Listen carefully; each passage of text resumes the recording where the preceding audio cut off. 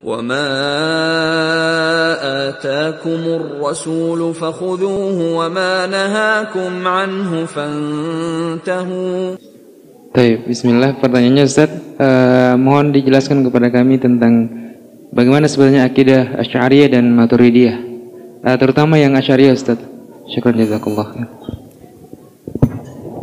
Ya, jadi kalau pertanyaannya terkait dengan akidah Asy'ariyah, kita ada ceramah khusus ya. Sudah pernah kita kaji tentang kisah taubat Abul Hasan Al-Asy'ari rahimahullahu taala. Nah, di situ pernah kita singgung tentang bagaimana akidah Abul Hasan Al-Asy'ari dan akidah Asy'ariyah secara umum kita terangkan di situ. Iya. Adapun akidah Al-Maturidiyah itu nisbah kepada Abu Mansur Al-Maturidi. Dia secara umum mirip dengan Asy'ariyah, hanya saja di penetapan sifat mereka tambah sifat yang ke-8, namanya sifat at-takwin. Namanya sifat at-takwin. Iya. Jadi ada hal-hal yang mendetail di dalamnya. Secara umum kekeliruannya karena mereka mentakwil dari sifat-sifat. Mentakwil dari sifat-sifat Allah Subhanahu wa taala, dia palingkan dari zahirnya.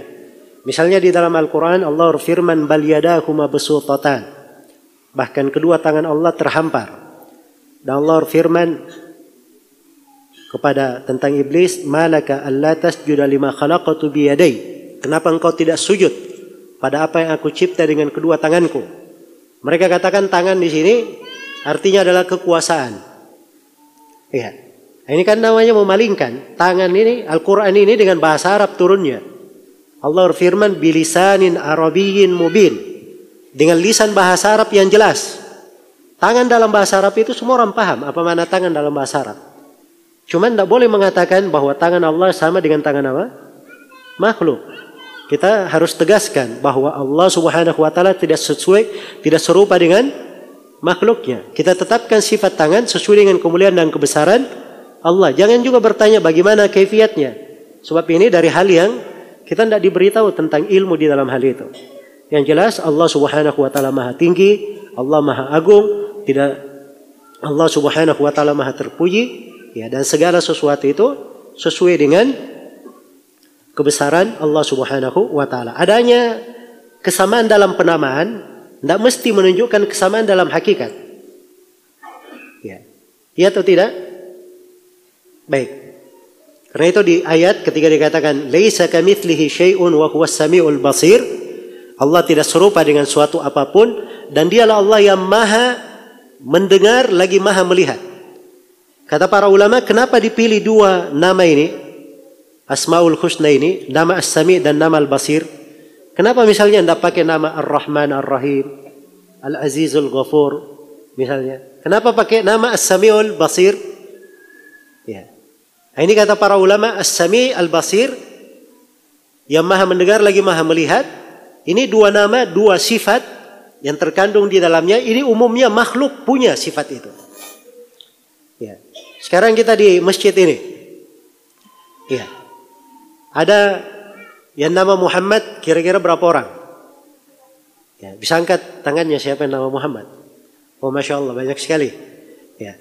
Muhammad ini namanya dia mendengar, melihat. Muhammad sana mendengar, melihat.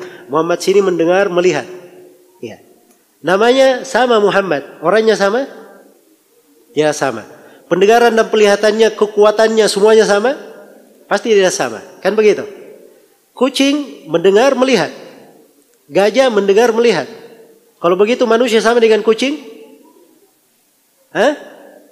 Loh, kenapa tidak sama? Kan sama-sama mendengar, melihat. Kamu kalau bilang kucing mendengar, melihat, berarti kau samakan dengan manusia. Nah, ini alasan ini orang tadi yang mentakwil ini, merubah-rubah ini.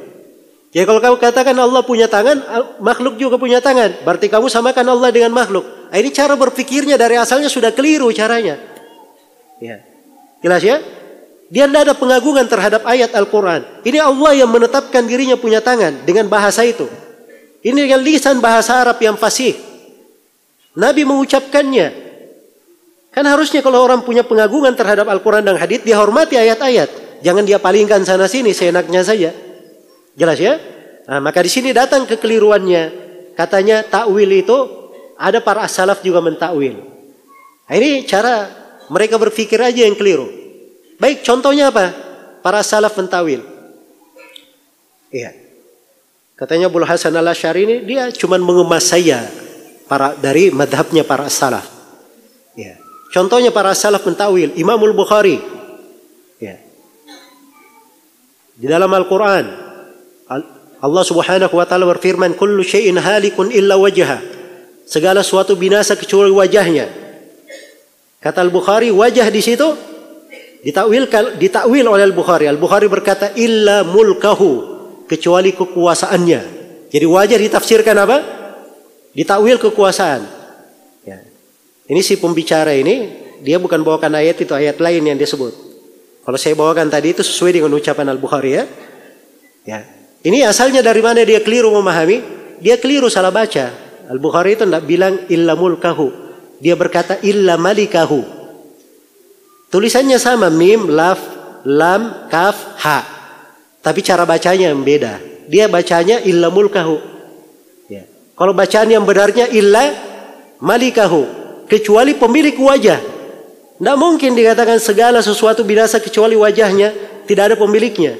Itu kan dalam bahasa Arab sudah jelas. Disebut wajah berarti ada siapa? Ada pemilik wajah. Ini tidak perlu ditafsirkan. Jangan dikatakan takwil itu. Itu memang konsekuensi bahasa. Iya. Ada lagi takwil lain dalam Al-Quran.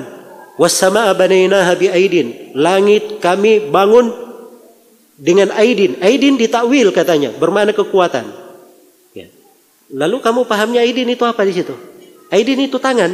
Tangan ditakwil dengan kekuatan. Nah ini repot. Ya, dari sisi bahasa Arab saja dia tidak paham. Aidin itu bukan jamak dari tangan, bukan jamak dari yadun. Aidin itu masdar dari kata ada yaidu aidan dalam bahasa Arab. Ada yaidu aidan dalam bahasa Arab itu artinya idza shtadda wa qawi. Apabila dia sudah kuat, apabila dia sudah sangat mapan dan kuat, itu baru dikatakan ada yaidu. Jadi itu bukan takwil namanya. Kalau ditafsirkan kekuatan itu secara bahasa memang seperti itu. Jelas ya? Jadi yang mengatakan takwil ini membawakan dalil-dalil yang sebenarnya bukan dalil.